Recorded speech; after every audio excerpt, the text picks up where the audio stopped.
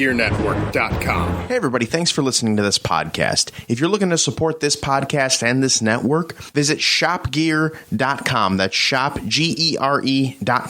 It will take you right to amazon.com, to your Amazon account, and you can do all of your Amazon shopping.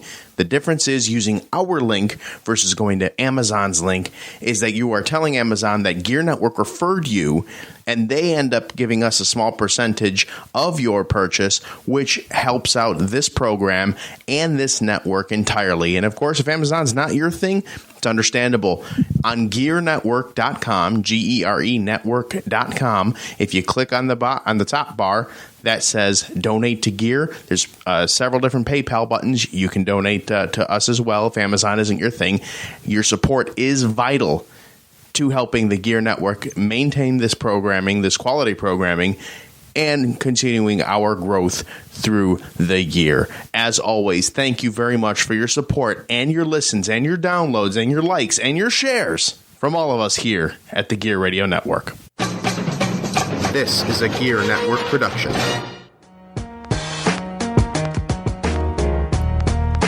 Ladies and gentlemen, it's your boy, Mr. Perez, and you're listening to the Better Live Than Dead podcast, brought to you exclusively on Gear Network.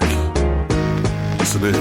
How's it going, everybody? Welcome to BLTD 101. We're going to call this one the MLBcast. Baseball, a few days away. And what better time to start a podcast and talk about baseball, talk about how the last season ended, how this season is being built, and what we can look forward to in the coming months when summer rolls around, finally. We're almost there. We've almost made it through the terrible winter, the freezing cold, and baseball is almost back. Actually, just a handful of days away from spring training. And before we get started, I want to introduce myself. I'm Ryan Wolfe, at WolfeBLTD on Twitter, joined today by a new guest, my friend, and soon to be your friend, Cam Tiller.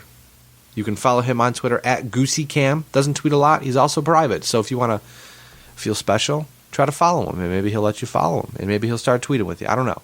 But Cam, how you doing today, buddy? I'm doing pretty good, Ryan. How are you? I'm well. I'm glad to have you. I'm glad to talk baseball. I know we've been trying to make this thing happen for a little while now, but finally our schedules come together, and here we are. We're talking Better Live Than Dead podcast. For sure. I'm really excited to be here. Thanks for having me. No problem, dude. And I want to say real quick too, because I forgot to mention this to you before, but I want you to be my garbage picking, field goal kicking Philadelphia phenomenon. I would be honored. I'm glad you got the reference because that's a damn awesome movie. Anyways, starting with last November, just absolutely incredible what we saw happen in the World Series. You had Cleveland and Chicago. We all thought Chicago was going to roll over Cleveland. It was destiny. It was Alberto Del Rio level destiny. It is my destiny to win the World Series. And it got to the point where Cleveland showed up to play, and it got down to the point where Game 7 in Cleveland, Chicago was up late. Cleveland ends up coming back on a home run. The game goes to overtime. Goes to extra innings. After there's a delay, it goes to extra innings, and Chicago ends up winning. But man, I can't remember the last time I saw, first off, such a great story. The fact that the Cubs, obviously big Red Sox fan, as you know, they won, they crushed their curse. But I'm talking like all throughout the playoffs, the expectations on this Cubs team, and how they were able to turn it around, hold off the upstart Cleveland Indians, who in their right were playing, like I said, damn good baseball. And Chicago closes it off and wins their first World Series since 1908. Now what's next for Chicago? But first off, what a damn good World Series we had last year. Yeah, for sure. I'm the type to where I rarely watch the full World Series, and I watched every single game of that World Series. And we couldn't have asked for a better Game 7. On the Rajay Davis home run, I literally jumped out of my seat. I'm not an Indians fan, but you've got the two longest active World Series droughts in the majors, and you really couldn't have written a better story. And I think it all boils down to Theo Epstein. He's a legend. He if you want your team to win a World Series, just hire Theo Epstein and he'll do it. Absolutely. I think the crazy thing, too, that we saw that I want to see how it rolls into, and like I said, we're not going to talk too much about the World Series because I kind of want to jump over to this current season, but the one thing I want to see from last year to this year is we saw how Terry Francona, who was an innovator in his own right, days with the Red Sox was fantastic, has done a great job with Cleveland as well. He did a great job kind of changing the role of the relief pitcher when it came to Andrew Miller, where he would pitch him 2, 3, 3.5 innings, something like that. Just, we need him for an out, so we use him for an out. We need him for 6 outs, we use him for 6. We need him for 9, we use him for 9. There was no limit on Andrew Miller. Andrew Miller would pitch a ton. And Joe Madden tried to do the same thing with Aroldis Chapman, kind of almost blew up in his face when Aroldis Chapman blew the save in Game 7. That would have been a monstrosity of a failure of epic proportions, I should say. That was dumb luck that worked out for the Cubs. But I want to see this year if Andrew Miller's role, or if any other relievers' roles for that matter, increase, where they won't be afraid to go out and pitch a closer for 2 innings or 2.5 innings, or pitch a guy like an Andrew Miller. I mean, because Andrew Miller is in a class of his own. I mean, he is the only guy who can do what he does.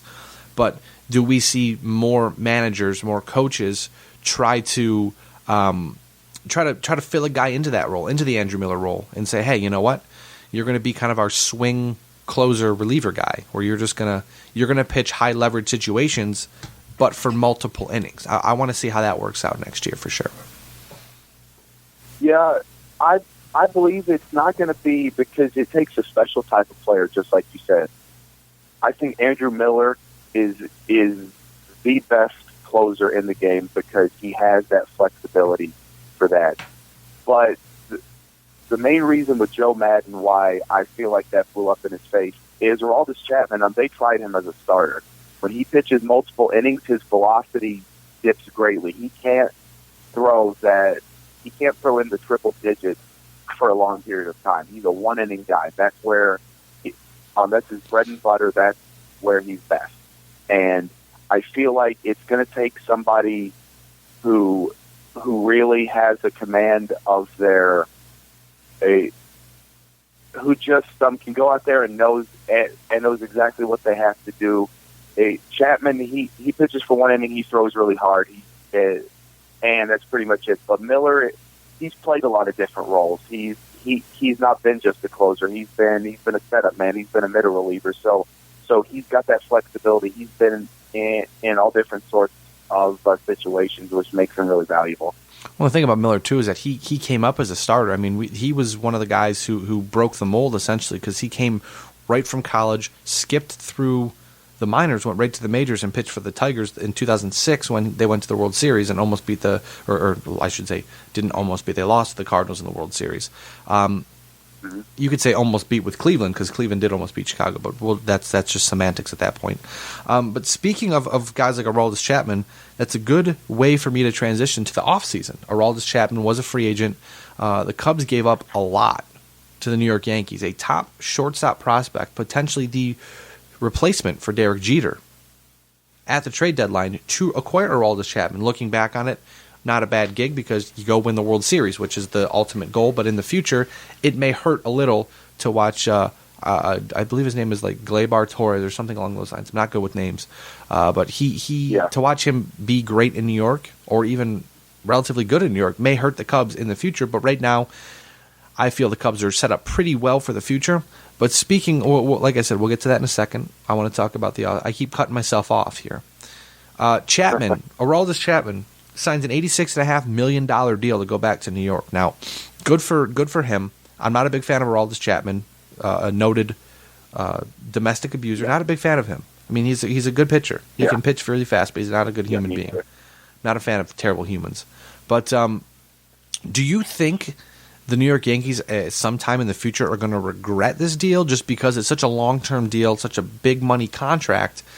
Or do you think it's one of those situations where they just say, hey, screw it, we got to do what we got to do to be better? Because next year, the Yankees aren't expected to be a playoff team. They're expected to win maybe 80, 82, 83 games, and that's really it. Yeah, I feel like the Yankees are, because they kind of halfway committed to a rebuild last year. They shipped off some pieces, trading Chapman and Andrew Miller. And to me, this move wasn't needed. They've got Betances, and he is a really, really good reliever who can close. And I just feel like they could have used that money somewhere else. But I feel like the Yankees are in a little bit of a shift as far as their approach to building a baseball team. Because when I was growing up, when the Yankees won every year, they just they threw all the money at somebody, and then they signed all the big name free agents. I feel like they're halfway between that and then actually trying to build a farm system and grow from within. And we see the success that they had with Gary Sanchez, and after some of the trades they made last year, they put themselves in pretty good shape because they made out pretty good on some of the deals they made.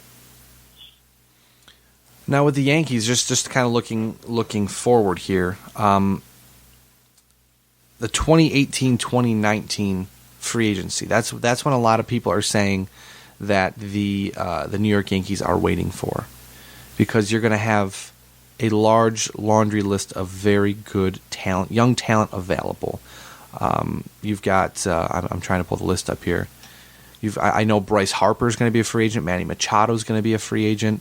It's going to be crazy, and that's what a lot of people think that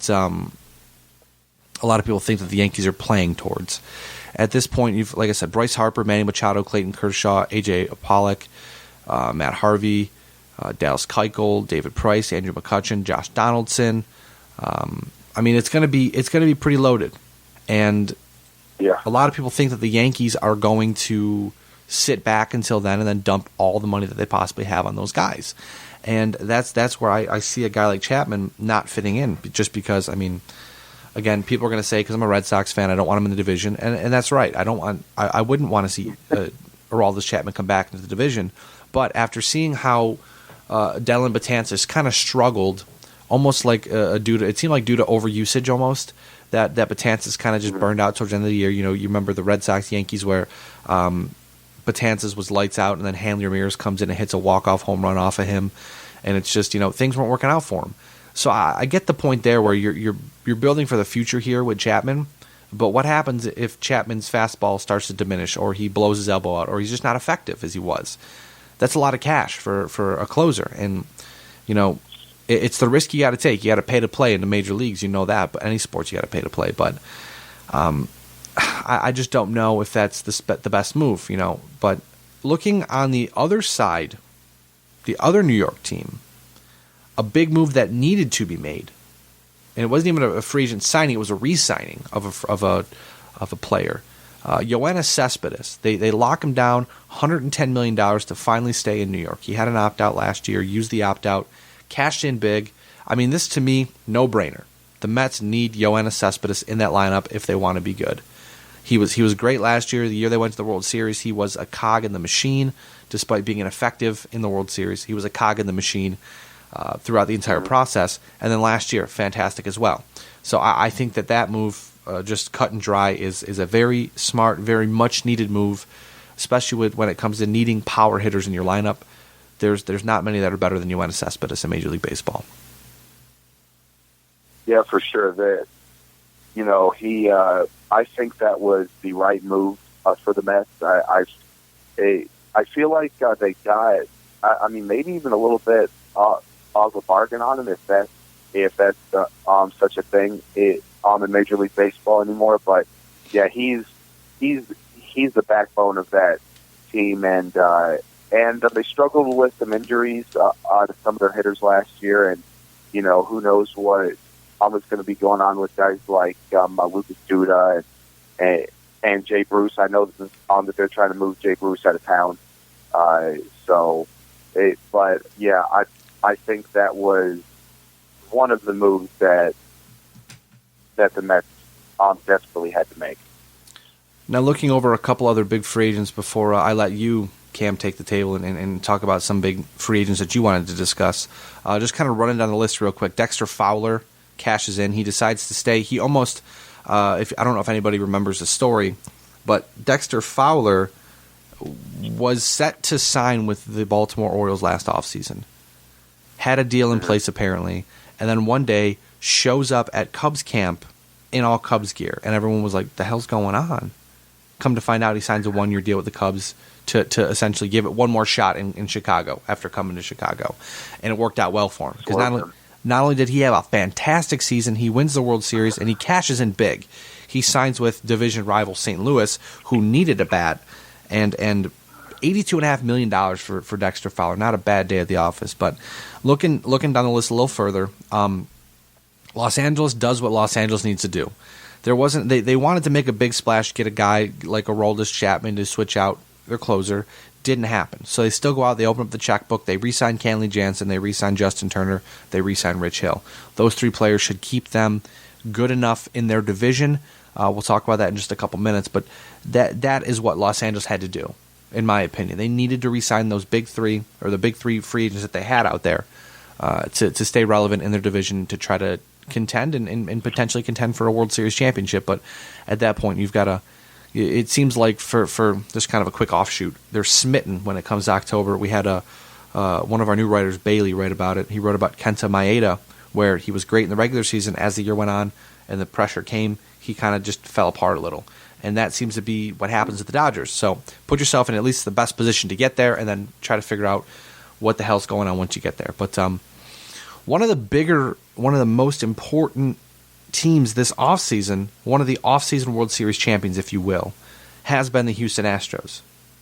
They go out, they acquire Brian McCann, for better or for worse. He's not a great hitter, and it hasn't been a great hitter, but they need a captain for that pitching staff, and he should be able to walk them to a division title. Josh Reddick, not a hugely consistent hitter. I know him from Red Sox days. He played in Oakland, went to Los Angeles, but he's come on as of late, and that should be a big move for Houston as well. And then obviously the biggest fish in the pond for them, Carlos Beltran, coming back to Houston, potentially to finish his career. We don't know yet, but that the moves Houston made this offseason were astounding. They did what they needed to do to make themselves better, because 2 years ago they were playoff contenders. Last year, spit the bit. They went back to mediocrity. So they want to figure out what caused them to not be good enough, and then turn the Jets back on and be good and challenge in that division, because it's a tough division. When Los Angeles is good and Texas is good, it's you might be struggling to even make a wild card spot. So I think Houston did what they needed to do. And then the big swap of the offseason, kind of a swap, kind of a musical chairs. Toronto's left out. Toronto re-signs Jose Bautista, lose Edwin Encarnacion. Cleveland chooses not to re-sign Mike Napoli. They go sign Edwin Encarnacion to a big deal. That should be huge for their lineup, because even though he doesn't really hit well for average, he hits a lot of home runs. And that's going to be perfect for that lineup, as we saw with Mike Napoli, who hit 34 home runs last year and was an anchor in that lineup for the Cleveland Indians. And then you can go, sir. Sorry. Hey, yeah, I was really high on the Encarnacion signing, because if you look at what Cleveland was last year, they've only gotten better now. And Napoli, last year he kind of rediscovered something. He did what he's always done, but at the best level that he's done it in a few years. Mm-hmm. And so I'm getting Encarnacion, who is consistently just great. He hits home runs, and I feel like the Blue Jays had to make that move to replace that power in their lineup, because they have some really soft hitting players at other places in their lineup, and with the Rangers, I feel like they kind of have the same effect of where the Dodgers are. They want to get into the postseason, but they need that veteran leadership. Napoli used to play there, and and so he's a veteran leader who can provide some pop play DH. And I really like all those signings. I think they all made the right moves in those situations. And I think Napoli going to Texas, replacing Mitch Moreland, who went to Boston, who's going to be Boston's starting first baseman at this point. It all works out. It's all going to work out for all the teams involved, I do believe. I think Toronto's going to realize really quick that maybe not re-signing Encarnacion will hurt them short term, but long term I think they'll be okay. They'll figure something out there. They'll throw money at some other player and have them come in. But if they had lost Bautista, I don't know what they would have done. I mean, and the thing about Jose Bautista is because he didn't sign the qualifying offer with Toronto, because he got a qualifying offer with Toronto, I should say, he was not attractive to any other team out there. Like, his agent was cold calling teams saying, hey, my player's interested in playing in your city. Do you want to sign him? And, his agent even called Boston and said, Boston, Jose Bautista wants to be a Red Sox. How can we make this happen? And this was after the Red Sox had signed Mitch Moreland, all that stuff, and gotten everybody under contract. And they said, if we had room, we'd take him, but we just don't think we just don't think that that'd be good. And then I believe, what city was it where they just completely shut down a signing and said, one of the cities said, our fans wouldn't like you enough. I think it was Jose Bautista. It might have been, I feel it was Baltimore, something like Baltimore or whatever, where they were just like, the agent called and said. I did not hear that, but that is mind-blowing. Let me see here really quick. I'll look it up on the interwebs here while we're talking. But yeah, it was I saw it. One of those things on Twitter you see and you don't believe. Let's see. I know that there was a certain point early in the offseason where his name was being rumored in a lot of places, and then even the Braves popped up in there, which there's no fit at all there for him. All their outfield spots are locked up, and obviously playing in the NL, and there's no DH. So yeah. I think they were kind of trying to create a market for him in this case. I think they were expecting to cash in a little more and get some years on a contract instead of signing him a 1-year deal for around $18 million, which is what I believe it was. But yeah, I believe a lot of it was just posturing by the agent. Oh, we just got word across here that Chase Utley's going back to the Dodgers. I'm sure that'll be fantastic because he's old. But Chase Utley's a Dodger. But I have the information here from the nationalnewspost.com.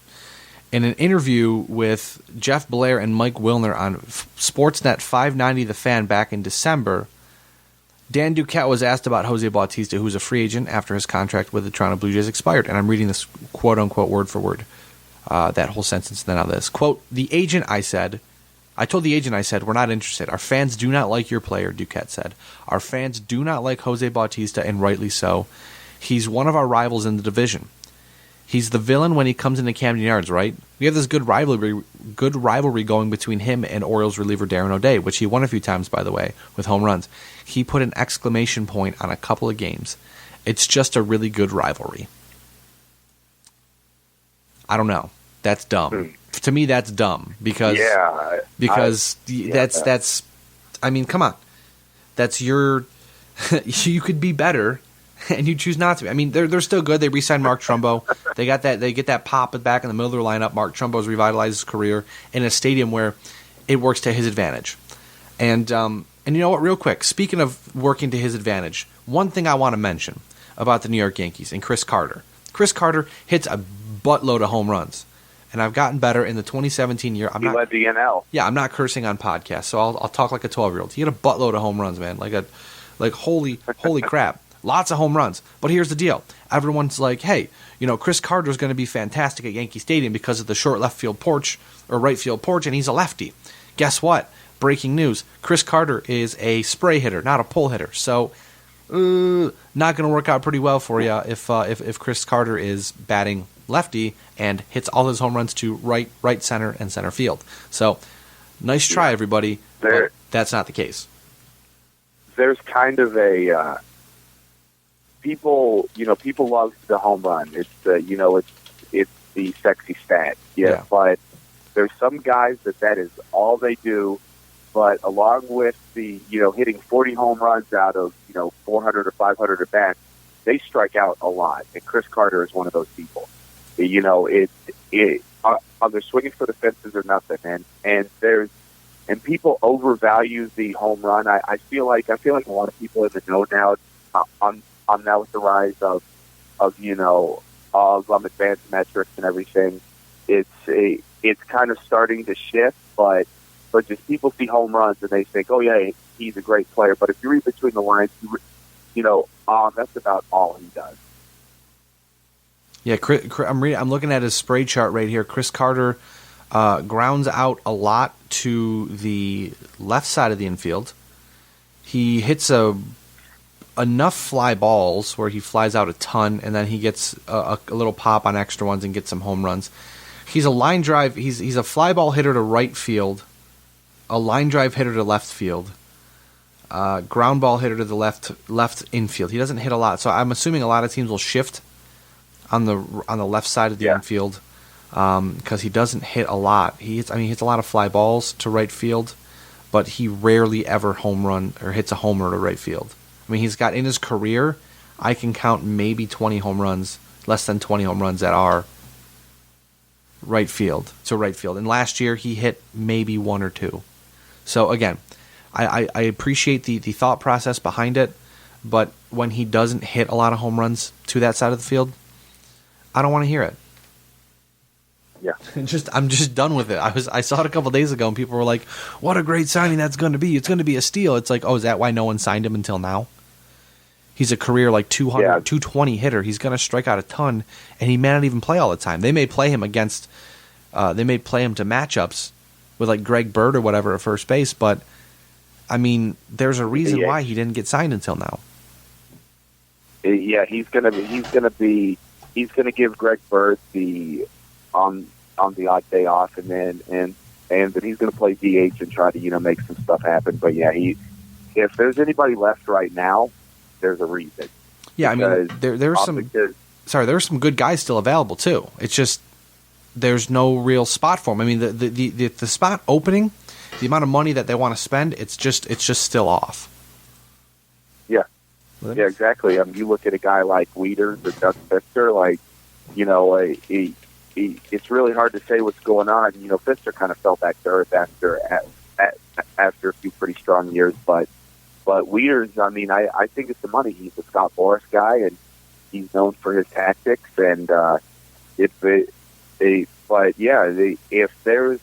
there's guys getting signed right now, either they don't want to play in a lot of places, or it's their price, or they're coming off an off year. But baseball teams are not scared to throw money around, as we've seen.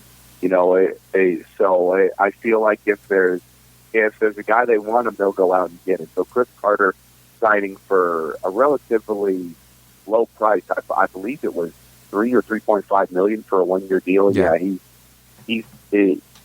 pretty much hits some home runs, and that's about it. I mean, just looking down the list, you've got guys like Pedro Alvarez, who is not terrible. I mean, last year he batted .249 with 22 home runs. Might be more of a platoon guy at this point. Just scrolling down the list, still looking. Billy Butler is still a free agent. There's a potential that he could he could go somewhere. I mean, because someone's going to get hurt, or someone will he'll just bite the bullet and sign a minor league deal, work his way back. But I mean, it's just mind blowing to see some of these names out there. Like you said, Doug Fister, who again may sign a minor league deal. He's 33. May sign a minor league deal, try to work his way back. Just still scrolling through. Luke Hochevar apparently is still a free agent, which is kind of surprising. Oh, wow. I know he's still hurt, if I'm not mistaken, but just Tim Lincecum had a terrible year last year, but still is a free agent. I mean, just continue. Just looking down the list here. John Papelbon's still a free agent. Not surprising there, but the name alone is like, oh wow, no one wants him. Yeah. So yeah, it's. I mean, even a guy like Angel Pagan is he's still. I think Wieters will get picked up at some point in time. I know there was talk that he tore, or he had a deep cut in his arm in the offseason. Laceration, yeah. But I mean, he's never been great. He's had a couple good seasons, but his stats have never been fantastic. But he's been really good at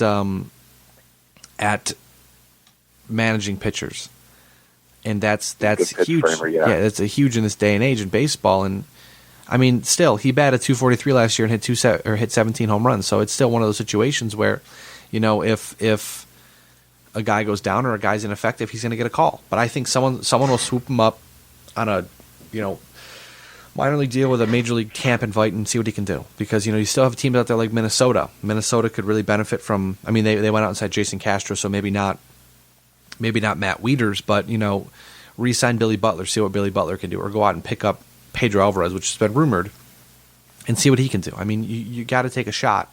You got to pay to play. You got to see if, got to take a shot if you want to win, essentially.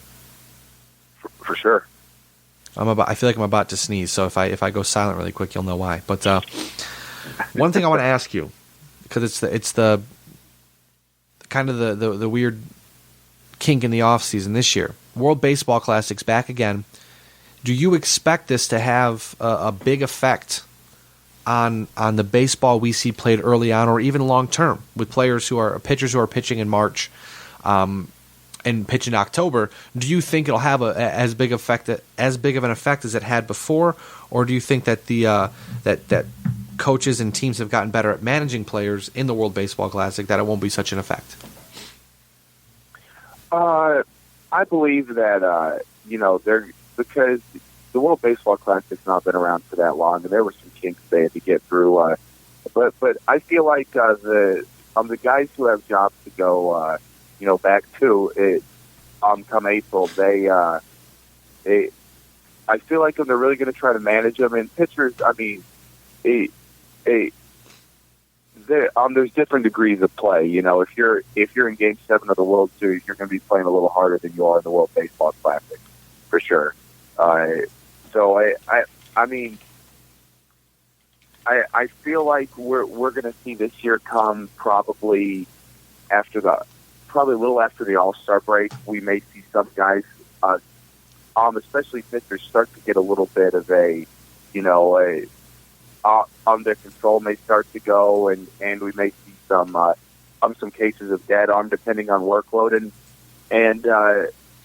but yeah, I feel like in years where the World Baseball Classic is around, we're going to see an uptick in injuries for sure, because the baseball schedule is pretty.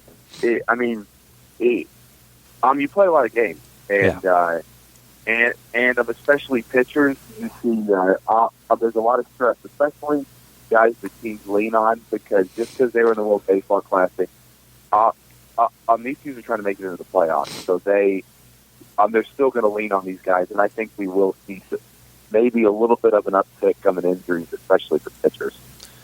Now, looking over to the standings, our predictions for the baseball season, essentially. We're going to leave out the NL East and the AL East for personal purposes, because our favorite teams are in those divisions. So we'll talk about those last to make it more exciting. Starting off with the AL Central, I'm not sure about you, Cam. I'm sure you'll tell me in a second how you feel. That was a dumb thing to say. But Cleveland, there's no way I see the Indians not winning that division handily. I mean, Detroit may have something to say, but I still don't think Detroit is as good as people think. Minnesota is still on the upswing. They're still probably going to only win maybe 75 games, 80 games this year. Kansas City seems to have fallen back into their ways of being not good again, and it seems like their window's starting to close. So, I mean, at this point, and in Chicago, the White Sox, they have a lot of good young talent that they've hoarded this offseason, but it's all not going to be in Chicago yet. And they got a lot of good prospects this offseason. Yoan Moncada, Lucas Giolito, I believe is how you say his name, among others. Michael Kopech from the Red Sox. Just really good offseason for them. They traded away Chris Sale, traded away, I've completely just blanked on his name. Their center fielder, the young center fielder, they traded him to the Nationals. Adam Eaton. Thank you. For some reason, I wanted to say Adam Jackson. I knew that was totally wrong. Like I said, terrible with names.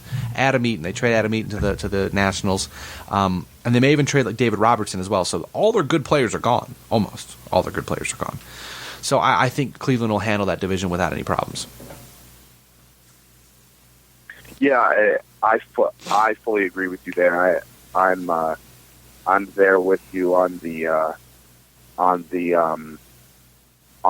Indians. I feel like the Royals, they got what they wanted, and trading trading a guy like Wade Davis and Jarrett Dyson, who were key parts of that team. They re-signed Danny Duffy, but I feel like that's just kind of a needed move they needed to make. I don't see the Twins being in contention.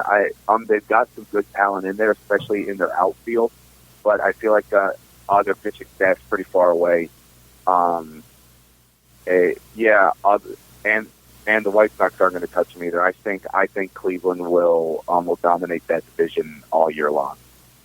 Moving over to the AL West now, you've got the Los Angeles Angels of Anaheim, who are annually a disappointment. You've got the Oakland Athletics, which who knows what they're doing. You've got the Texas Rangers, who are very good, and the Houston Astros, who are back on the upswing. Now, I'm buying the hype. I'm a big believer of the Texas Rangers. I think two teams come out of the West.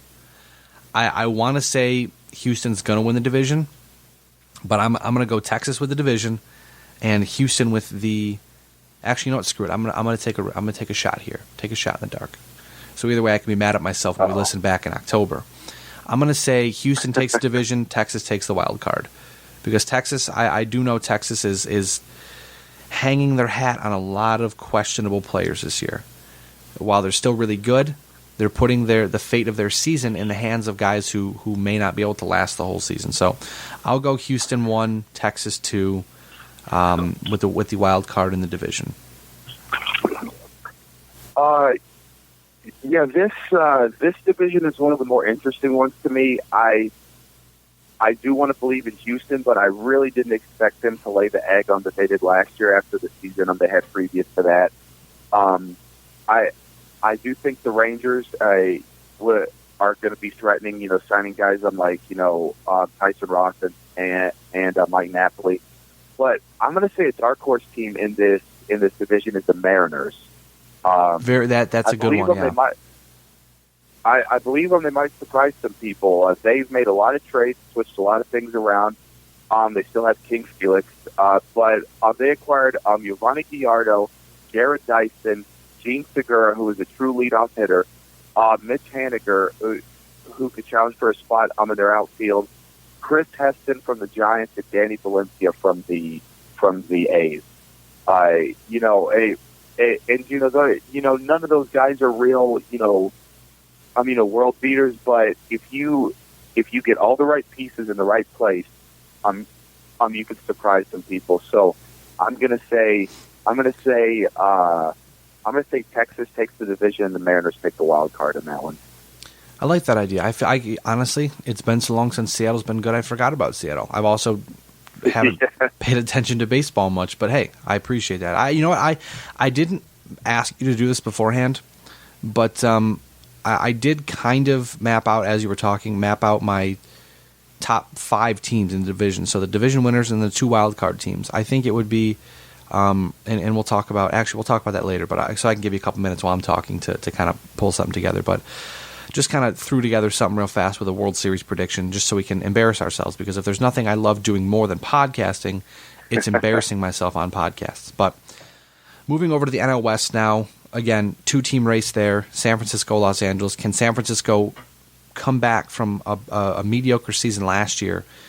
They went out and they got Mark Melancon, shored up the back end of that bullpen, but can they get what they need out of that pitching staff? Can they get what they need out of that offense to bring that team back to October baseball?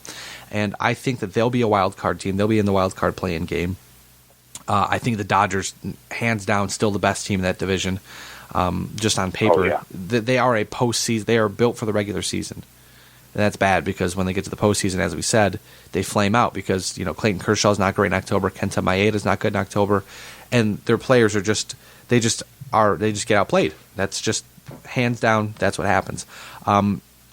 So I still think Los Angeles is going to win that division. They're still the best team. They're still throwing boatloads of money at players to try to win the World Series, and it still hasn't worked yet. It still may not work, but we'll see. But like I said, I've got Los Angeles and San Francisco coming out of that division. I would fully agree with you there. The Diamondbacks and the Diamondbacks and the Padres both tried and failed to go for it. In recent years. I see the Rockies maybe a dark horse. When they signed Ian Desmond, and they've got Nolan, Arenado, and but yeah, I do see on the Dodgers taking that division pretty handedly with the Giants right behind them. Now I'm going to run through the NL East really quick. I'm going to let you just go. I'm going to say flat out, I think Washington wins, and then the Mets are the wild card team. Washington's still the cream of the crop. Mets are still pretty damn good. But I know this is your bread and butter, Cam, so I will let you take the floor with the NL East.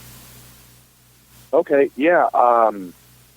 The Mets, I do think the Nationals are in the driver's seat. It's their division to lose. As much as I hate to say it, the Nationals are Braves killers. The Braves cannot beat the Nationals in Washington, and they really struggle beating them in Atlanta. And that's normally what sinks them every year. But the Mets, they've got that young pitching staff, but to me the big question is their hitting. They really struggled. Guys who really stepped up clutch in the World Series run. Guys like Lucas Duda, he struggled with some injuries. If I remember correctly, last year, they have Jay Bruce, who's really not he's not a guy that you get him for your playoff run, and they've been trying to trade him pretty frantically throughout the offseason with no takers. As we know, it took the Reds quite a long time to unload him. Actually, the one team I'm really looking at in here is the Phillies. They've kind of quietly made some pretty good moves. They acquired Pat Neshek, Howie Kendrick, Jeremy Hellickson. They re-signed, which was the right move for them. They extended Odubel Herrera, and they acquired Clay Buchholz. I still think they're a couple years away, but they're definitely a lot better than they were coming out of last year. But I'm gonna, and then finally to my team, the Braves. This team, they really ended the season on a high note, and they dug themselves a pretty big hole in the first part of last year. Fired Freddie Gonzalez, brought up Brian Snitker, and a lot of the guys on that team right now were guys that Snitker coached coming up. Guys like Freddie Freeman, and I believe the Braves are the dark horse in this division. I think the Marlins are just totally going to just fall off a cliff. And they kind of stayed at 500 baseball last year, but I don't see good things for the Marlins. And it looks like they're about to go through an ownership change. So I'm going to say that the Nationals take this division, as much as I hate to say it. And then I do believe that the Mets will take the wild card on the backs of their pitching. But I'm going to say, for pride's sake, that the Braves are going to finish third place in this division this year. With an eye towards next year, because I on this team, the Braves have talent. Signing. You've got Freddie Freeman. Sean Rodriguez is probably going to play second base. You've got Dansby Swanson. You've got Adonis Garcia, who really played out of his mind last year. He was demoted to AAA early in the year, along with Jake Peterson, and he really and when they called him back up, he got on base. He was hitting out the 2-hole. He just hit clutch and drove runners in. And then you've got that outfield of Matt Kemp, Ender Inciarte, and Nick Markakis. And the Ender Inciarte extension, I could not be more thrilled about that, because there was a lot of talk ever since they acquired him of trading him. But I feel like Ender he really doesn't hit a lot of home runs. He doesn't get a lot of the stats that people like to see, but he is a magnificent fielder. And base running, I don't think I've quite seen a guy that runs the bases like Inciarte does. He's not blisteringly fast. He's He's not Billy Hamilton, but he watches and he knows what to do in the right situation. He did steal home last year, so that was pretty exciting to see. But I feel like the Braves are going to be surprisingly in contention to a lot of people because bringing in Matt Kemp makes Freddie Freeman better, because the team did not have a true cleanup spot hitter, and then so it makes their lineup more dangerous, pushes some of the other guys further down the lineup where you have better quality hitters hitting later in the lineup, to where, on the second half of the lineup, there's this big fall off. I mean, the Braves hit Nick Markakis in the cleanup spot, and it out for a while last year, and his days of power are way behind him. So having Matt Kemp really pulled that lineup together. But yeah, I'm gonna say that the Nationals and the Mets are going to get in with the Braves close behind. Now, before I go off on the AL East, I'll ask you. I'll give you a quick break, but what do you think about the American League East? What do you see happening there?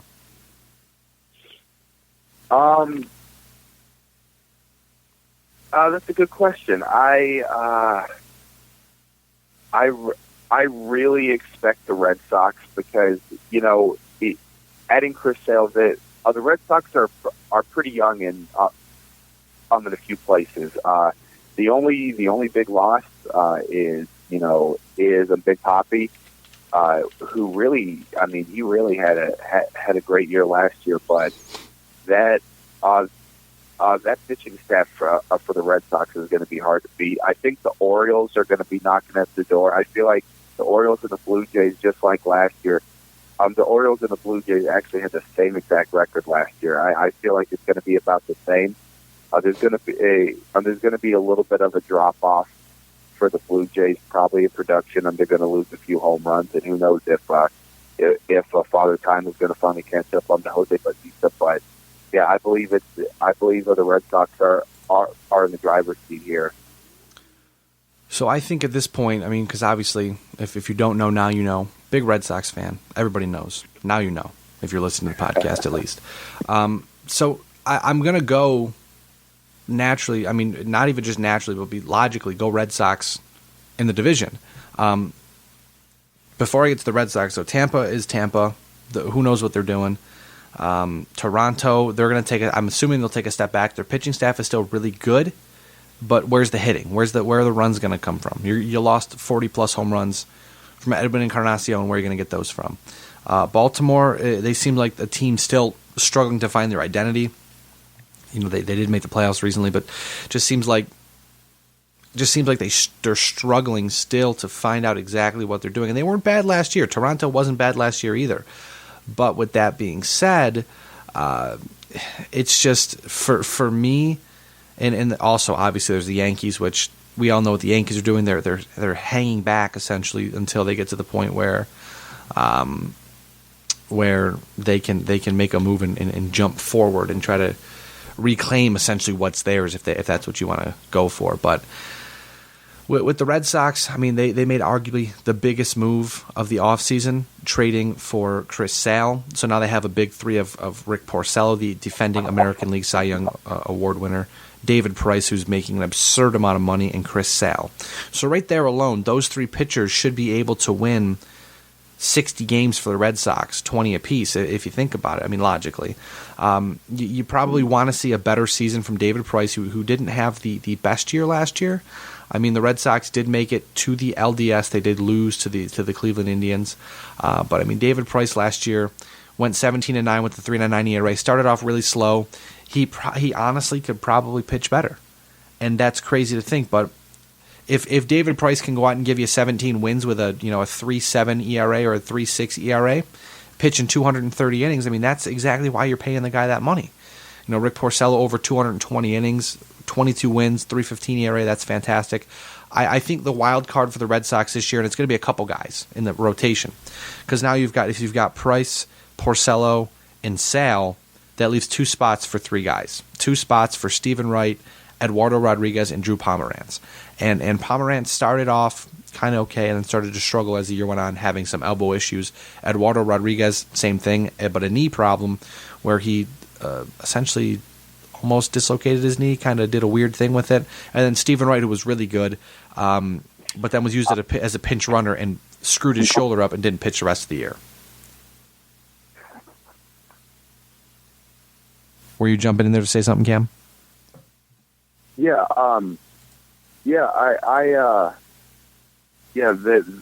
I was a big fan of Stephen Wright last year. I really think that the Red Sox probably have the best rotation in baseball, and you've got some good young core players who are game changers, and you got a guy like Mookie Betts who can hit, and defensively he led the league and runs saved with his defense last year, and that's a really underrated stat. Yeah, I mean, you look at the Red Sox. I think the Red Sox, the problem that they're going to have first off is can they fix the bullpen up? They've got Craig Kimbrell at the back end. He kind of struggled with some knee problems to start off the season. Ended up with a 3.40 ERA, worst he's ever had, but he's still a lights out pitcher. You've got Matt Barnes whose ERA blew up as the season went on. Ended up with a 4.05 ERA. You got Robbie Ross, who was good. Junichi Chizawa, who is now in Miami, and Koji Uehara, who's now in Chicago. They've got guys like Heath Hembry, Joe Kelly. So, and they went out and got Tyler Thornburg from the Milwaukee Brewers, who should be a very good pickup. But for me, losing David Ortiz is huge. You lose 38 home runs, a 315 batting average. Can they replace that? Most likely going to be a lot of Hanley Ramirez at DH. And Mitch Moreland at first base, obviously depending on injuries and all that stuff. But can Mookie Betts reenact last year and go out and hit 318, get 31 homers, 113 RBIs? Because remember, we saw Jacoby Ellsbury do the same thing, an undersized outfielder who goes out and has an MVP season and then regresses. So hopefully that doesn't happen. Yep. Can Jackie Bradley turn around and continue to be as good as he was last year? 26 home runs and a 267 batting average. Second half of the season was not good at all. But the first half, really, that almost, I think it was 30-game hit streak, really kept him kind of in in it, because I'm just grabbing his stats right here. The first half of, let me go to the splits. Sorry, I went to the wrong thing here. The first half of the season, he batted .296 with 14 home runs. Second half, .233 with 12 home runs. So the home runs were still there. Just the batting average fell out. And he was defensively one of the best center fielders in the game as well, which is very good because the Red Sox outfield is absurd at this point. Travis Shaw, he's gone. They're going to try Pablo Sandoval at third base with Rafael Devers being the guy for the future. It was Yohan Moncada, but he got dealt. Xander Bogaerts, again, another guy who started off red hot and ended up not finishing the season very strong at all. I mean, at one point in time, he was hitting over 330, ends up batting .294. The first half, he batted .329. Second half, batted .253. So, again, that's something where they're going to have to try to make the adjustments and see what they can do with Bogaerts. With Dustin Pedroia, 32 years old, he hit .318. I mean, that's crazy. He had a great resurgent year. Hopefully he can turn that into this year and have another strong season. Obviously, we mentioned Hanley Ramirez, who turned it back around, 286 and 30 home runs last season. Then the one big key to the machine, I think, Sandy Leon. He batted .310 last season in 78 games. Never has batted above, I think, let me just double check his stats here. In his career before last year, never batted above .267 in a season, and that was in 36 plate appearances in 12 games with Washington. So in a full season, he batted .184 with Boston in 2015. He comes out and hits .310 in 2016. So it might be a thing where he finally turned it around and figured it out, but it also might be something where he finally they finally figure out how to use him properly. So it's crazy to think with a team such as good as the Red Sox, you know, it's like you with the Cubs, or not you with the Cubs, you with the Braves, where you look at the team and you're like, yeah, people might think they're going to be good, and then you're like, okay, yeah, let me pick apart every single thing I know that's going to be wrong with the team this season. And that's why we're such good fans, because we know, if I may say so myself, we're such good fans. We're able to see the weaknesses and go, yeah, the Red Sox are going to struggle there, or the Braves are going to struggle there. But I think at the end of the day, the Red Sox are going to be the class of the American League. Yeah, I mean, I believe it's. I mean, there's definitely question marks. It's just like with the Braves. The Braves, bringing in some older starters and who are innings eaters, and bringing in being a guy like Jaime Garcia who's struggling with some injuries, and it's like you look at it, if everything goes right, it's a good idea. But obviously it's baseball; things happen. Players get injured, and so like with your team, like with Pablo Sandoval, will he ever find it again? Will he get his weight in check? I mean, to me, that's the biggest question mark for the Red Sox for me, because I believe they're in pretty good shape. Yeah. I think so too. It'd be very more frustrating than not to watch this season, to watch very good players underachieve. But that's what happens when you watch any sport. I'm going to put you on the spot here, because we're about to wrap up the podcast here. But if you had to say today, on February 11th, baseball hasn't even started yet. We don't know what's going to happen. If I had to put a gun to your head and say who is going to play in the World Series, who would you pick? Ooh, wow. Okay, gun to my head. I'm going to say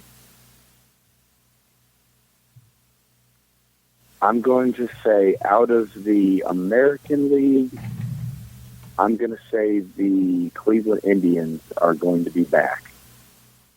I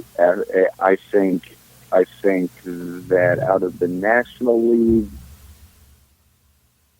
it's hard not to pick the Cubs coming back. I mean, I feel like there's a good chance of a repeat, but I'm gonna go out on a limb and say the Dodgers are finally gonna put it together, and okay. I'm gonna say Indians, Dodgers. And now, if you had to choose, who would win that World Series? I'm gonna say the Indians. Okay. Now, for me, it's hard to not sound like a homer, because the Red Sox are such a good baseball team. I certainly think that until further notice, my favorite saying on these podcasts, Cam, is always, until further notice, this team X is going to be the team to beat. I think until further notice, until someone proves me wrong, Chicago in the National League is the team to beat. They're stacked from top to bottom. Mm-hmm. The rotation's stacked. The bullpen is damn good. They're not afraid to go out and make moves if they need to be better, as we saw last year. So I think no matter what, Chicago comes out of the National League. In the American League, if the Red Sox get the same year last year if they get Mookie Betts comes back and is great, Bogarts is great, Jackie Bradley's great, if Hanley stays great, if Mitch Moreland fills out, if Sal, Price, and Porcello are good, if Kimbrel can have a great season, I think the Red Sox, like I said, are the team to beat in the American League. And I wouldn't bet against seeing the Red Sox and the Cubs in the World Series. I honestly want to say the Red Sox would win that World Series, but you know what? If it was Red Sox Cubs, I honestly wouldn't. I would care who won, but I would enjoy it either way, because that is a quintessential matchup. That is what people want to see. They want to see Cubs. They want to see. You want to see two of the oldest teams in baseball face off. Two of the biggest curses, winless streaks in the history of baseball, ever in the history of sports, I should say, face off against you. That'd be fantastic. Of the other team. I mean, I would think the Red Sox would win that World Series, in my personal opinion. But then again, you see the Cubs and the Red Sox, I think that's the best matchup. But we always know the best matchup doesn't happen, like last year.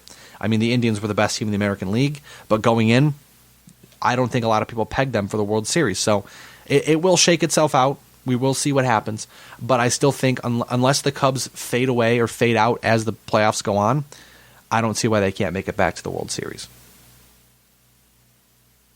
Yeah, for sure. I mean, because I feel like a lot of things went right for the Indians last year, and we've seen, I'm just looking at the Royals, and they kind of fell back to earth last year, and there's always a dark horse team, always. Absolutely. And one team that's pushing for a playoff spot may sneak in, may get lucky and win a series, but it's happened time and again. And or you get the team that's got all the steam up throughout the year, nobody can beat them, nobody can stop them, and then first round of the playoffs, out. Essentially, what's happened to the Dodgers the past handful of years. Yes. They look great, and then Clayton Kershaw comes up and is just terrible. Yeah, but it was really hard for me to pick between the Indians and the Red Sox, but I was kind of looking at it from your perspective. To me, the Indians, they're young, and they were great last year, and they only got better this year. Absolutely, and they got healthier too. Exactly. So to me, they're the team to beat. I feel like with the Cubs, they're not any worse. Losing Dexter Fowler was a big hit, but getting Wade Davis, he's not Aroldis Chapman as a closer, but he's pretty darn good. And so I feel like the Cubs are a touch weaker this year. Just because losing Dexter Fowler is a huge hit. He really. I'm just looking at my notes here. He had the sixth best on base percentage last year. He actually played deeper last year in the outfield, which improved his defensive runs differential from -12 to +1, and plus he's a true leadoff hitter. Those don't come around all the time. So a true leadoff hitter who can do what he needs to do in that role. So I feel like the loss of Dexter Fowler is going to be huge for the Cubs. So I just feel like the Dodgers did everything they needed to do, and hopefully they can finally put it together. I do hate the Dodgers, and it pains me to say that because they were the last team to beat my Braves in the playoffs. But I've got to be realistic, and attempt to try to tell the facts here. I appreciate that because, like I said, it's very hard. I love talking baseball, but it's always hard for me to talk about baseball, just because when you talk about the Red Sox, it's very hard because they're so good almost every year. So I always sound like I'm being a homer, but I'm like, no, I'm just giving you the facts how I feel that they're going to present themselves, and the Red Sox look to be a very good team. But either way, we've got the next 8 months of the year filled with baseball. By the time October rolls around, we'll know exactly what happened, who fills out what, who fit where, who was the best, who was the worst, and we'll be back here to talk about it for sure. But Cam, I want to thank you again for joining me today. Yeah, well, thanks a lot for having me. I look forward to talking with you again. Hopefully before the baseball playoffs roll around. But Absolutely. By the time that comes, maybe we can see how our predictions came out. Absolutely, and we'll have to get out to a couple games this year, and go see some baseball. Maybe we can do some podcasting at baseball games. That'd be pretty dope. But that sounds great to me. Absolutely, we can always find new and inventive ways to do podcasting. Plus, next time we got to do it in person because I'm always very lazy when it comes to doing this stuff. But hey, I appreciate you, man. I want to thank everybody for tuning in. Again, you can follow us at BLTD Sports, Facebook.com/BLTD Sports. Check out BLTDsports.com. You can also follow me, Ryan Wolfe, at Wolfe BLTD, WOLFE BLTD. Thanks again for tuning in, everybody. As we always say, we are better live than dead. You are not. Have a wonderful day, my friends.